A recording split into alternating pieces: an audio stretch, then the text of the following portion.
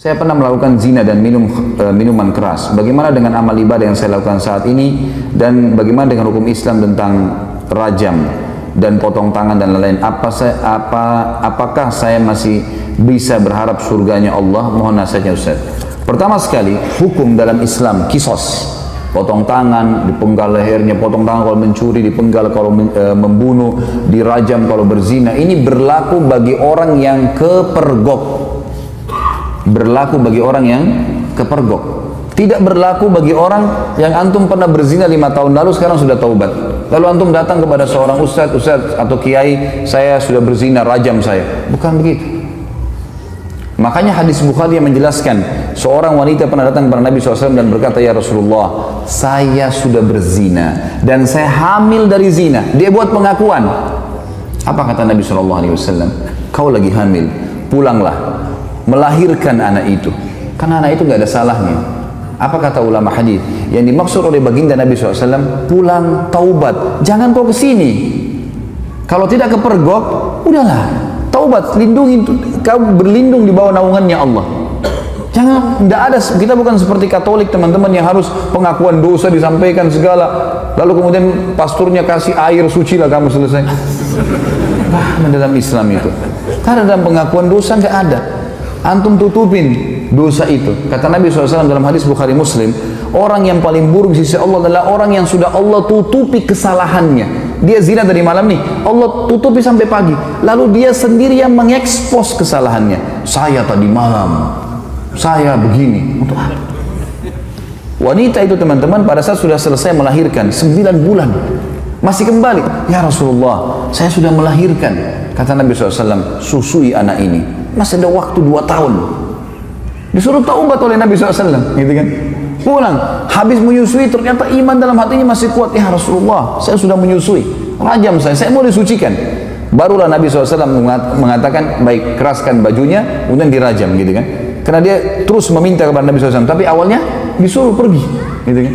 Lalu kemudian teman-teman sekalian yang terjadi, waktu lagi dilempar, ada seorang sahabat mengatakan, semoga Allah melaknatmu, kenapa kau berzina? Kata Nabi SAW, jangan kau laknat dia, perempuan ini, demi zat yang ubun-ubunnya Muhammad dalam genggamannya, dia telah bertaubat, kalau dibagi untuk 70 orang penduduk Madinah cukup buat mereka semua masuk surga. Luar biasa orang ini, jangan dia. Ada pernah sahabat mengatakan, ya Rasulullah, saya mencium seorang wanita di pinggir Madinah, asabtul nisa, asabtul mar'ah.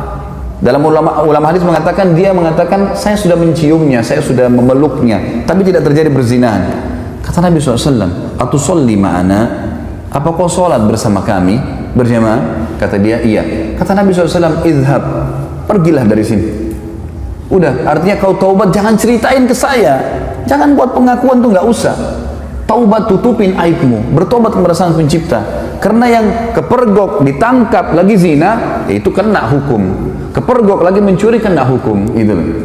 Pernah ada sahabat datang mengatakan, ya Rasulullah, saya berzina. Dalam hadis Bukhari semua ini.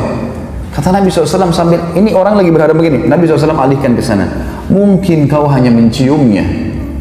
Nabi SAW alihkan dia.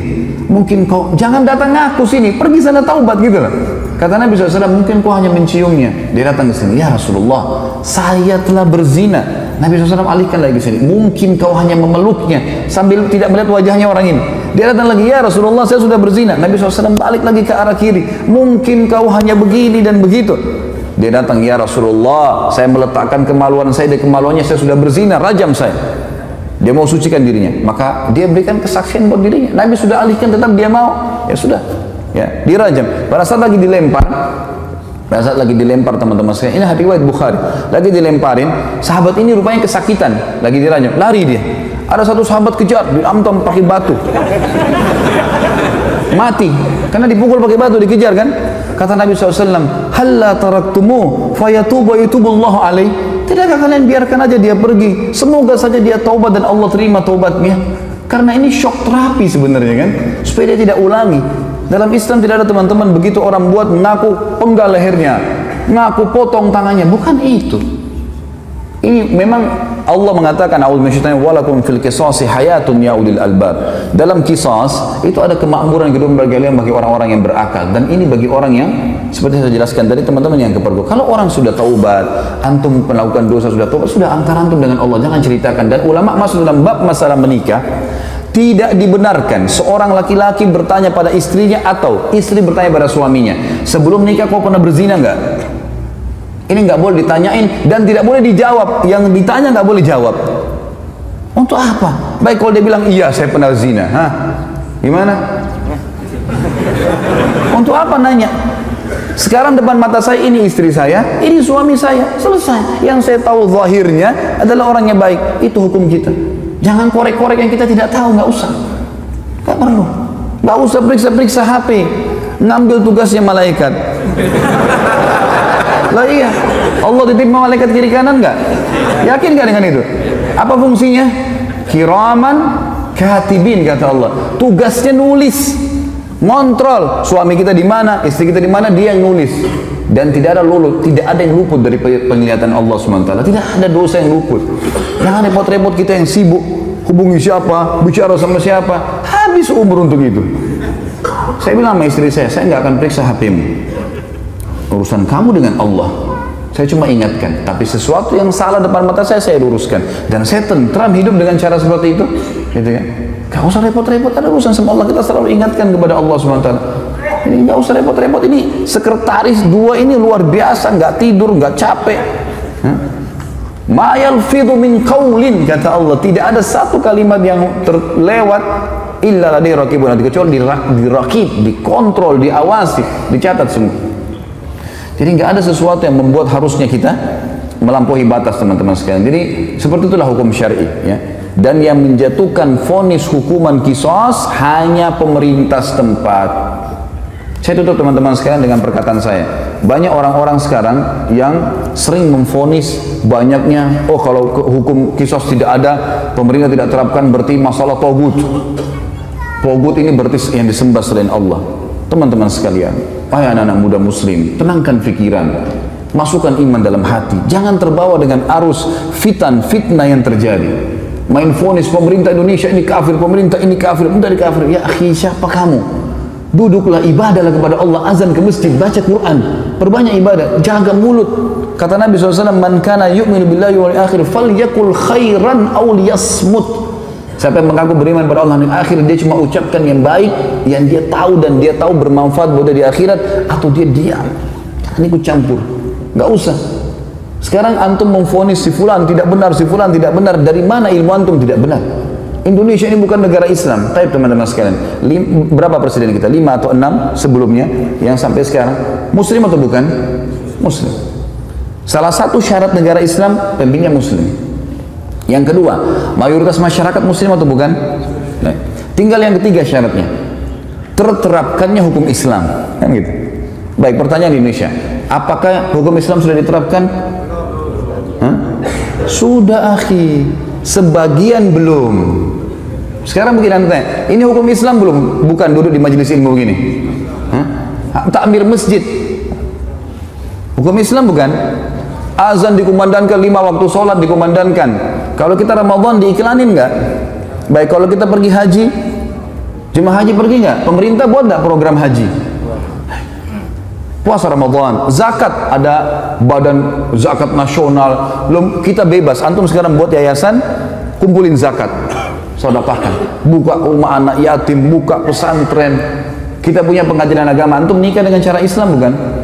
Baik, antum cerai Islam. Ada majelis ulama enggak di Indonesia? Teman-teman sekalian, yang belum diterapkan di Indonesia apa? Pencuri potong tangan, ya? Orang berzina dirajam. Ini bagian daripada syariat, bagian, bukan totalitas syariat di situ.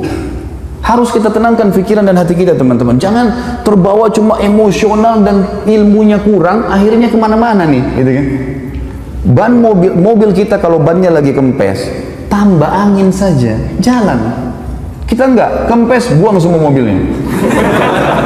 Lah iya, langsung menvonis. Teman-teman, manusia semua bisa berbuat salah, punya kekurangan, gitu kan?